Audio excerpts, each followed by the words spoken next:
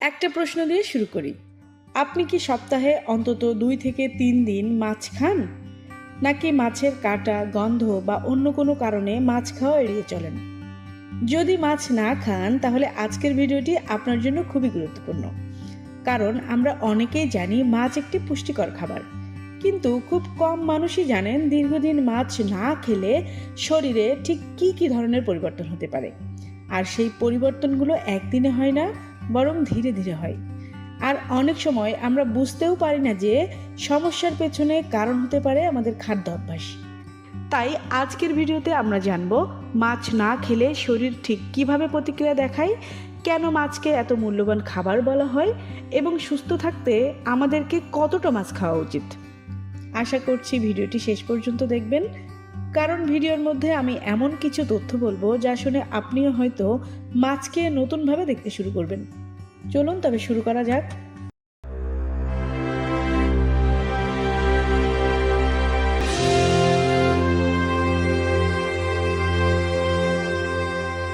আসসালামু আলাইকুম, আপনার উপর শান্তি বর্ষিত হোক।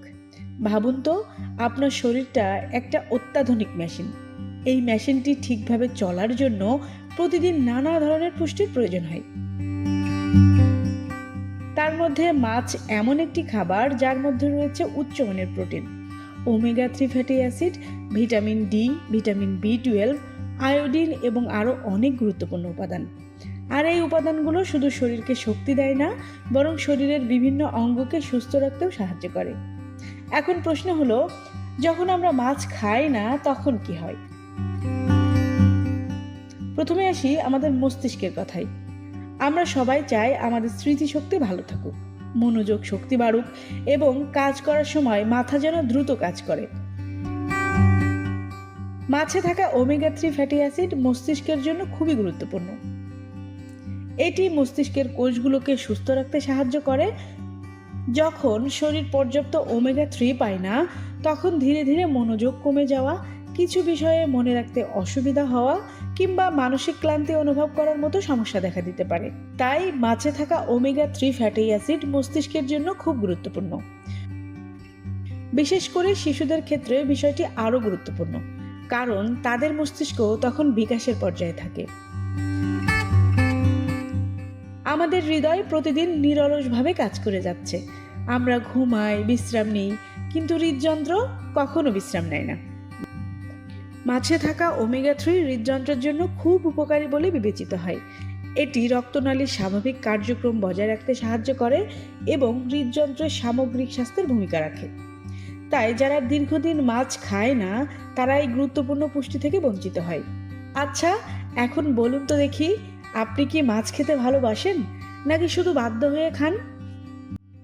এবার আসি চোখের দিকে।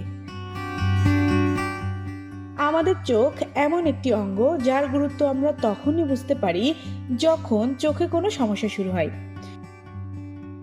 অনেকেই জানেন না যে মাছে থাকা কিছু পুষ্টি উপাদান চোখের স্বাস্থ্যের সঙ্গেও সম্পর্কিত। নিয়মিত মাছ খাওয়া চোখের স্বাভাবিক কার্যক্রম বজায় রাখতে সহায়তা করতে পারে। তাই মাছ না খেলে চোখও কিছু গুরুত্বপূর্ণ পুষ্টি থেকে বঞ্চিত হয়। এখন বলুন তো দেখি, দিনের সবচেয়ে বেশি সময় আপনি কি করেন? মোবাইল দেখেন নাকি টিভি? কমেন্টে অবশ্যই লিখে জানাবেন। আর এগুলোর অভ্যাস থাকলে অবশ্যই মাছ খেতে হবে। চলুন আবার আমরা মূল আলোচনায় ফিরে যাই। অনেক মানুষ অভিযোগ করেন যে তারা সবসময় ক্লান্ত অনুভব করেন, ঘুম থেকে ওঠার পরও শরীরে শক্তি পান না। এর পিছনে নানা কারণ থাকতে পারে, তবে মাছের মধ্যে থাকা প্রোটিন ও ভিটামিন বি12 এবং অন্যান্য পুষ্টি উপাদান শরীরকে সক্রিয় রাখতে সাহায্য করে। যখন এই পুষ্টিগুলোর ঘাটতি হয় তখন শরীরে দুর্বলতা ও ক্লান্তি বেশি অনুভূত হতে পারে। আমরা সাধারণত দুধকে হাড়ের সবচেয়ে ভালো বন্ধু মনে করি, কিন্তু মাছও হাড়ের স্বাস্থ্যের জন্য খুবই গুরুত্বপূর্ণ ভূমিকা পালন করে। বিশেষ করে যেসব মাছে ভিটামিন ডি রয়েছে, সেগুলো শরীরকে ক্যালসিয়াম দিতে সাহায্য করে, ফলে হাড় শক্তিশালী রাখতে সহায়তা করে। তাই খাদ্য তালিকায় মাছ না থাকলে শরীর এই সুবিধা থেকে বঞ্চিত হতে পারে। চলুন এখন একটি মজার তথ্য বলি। অনেক গবেষক লক্ষ্য করেছেন যে পৃথিবীর কিছু অঞ্চলের মানুষ তুলনামূলক বেশি দিন সুস্থভাবে বেঁচে থাকেন। তাদের খাদ্য অভ্যাসে একটি বিষয় প্রায় দেখা যায় যে তারা নিয়মিত মাছ খান। অবশ্যই শুধু মাছ খাওয়াই আসল কারণ নয়, বরং তাদের সামগ্রিক স্বাস্থ্যকর জীবনযাত্রাও এর মূল অংশ হিসেবে দেখানো হয়েছে। তাহলে কি প্রতিদিন মাছ খেতে হবে?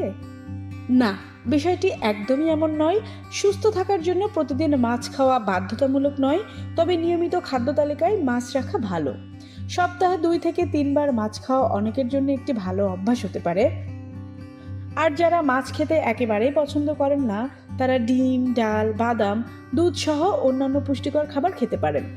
তবে মাছের কিছু বিশেষ পুষ্টি উপাদানের বিকল্প পাওয়া সবসময় সহজ হয় না।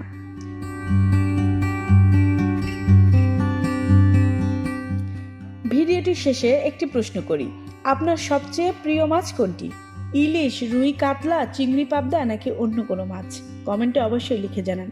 আর যদি এই ভিডিও থেকে নতুন কিছু শিখে থাকেন, তাহলে ভিডিওটি লাইক দিবেন, বন্ধুদের সাথে শেয়ার করুন এবং আরও স্বাস্থ্য বিষয়ক তথ্য পেতে আমাদের চ্যানেলটিকে সাবস্ক্রাইব করতে ভুলবেন না। ধন্যবাদ সবাইকে, দেখা হবে নতুন ভিডিওতে।